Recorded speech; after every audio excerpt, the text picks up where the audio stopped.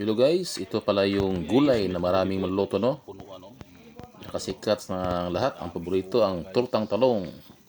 At siyempre, masarap yan sa nilagang talong, tapos lagyan ng ginamos o bagoong na may kamatis at bombay. Masarap din ang talong, no? Piniritong talong at saka ginisang talong. Masarap din sa may lutong talong na may gata. Hello guys, comment kayo kung ano ang inyong paborito sa lutong talong.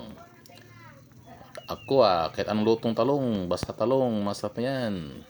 Para sa akin, ito na siguro ang gulay na may maraming maluluto, no? Kahit anong luto, basta talong, masarap yan.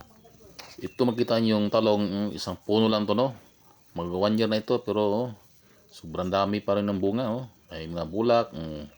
Ito ang magandang variety ng talong. Malakas mamunga.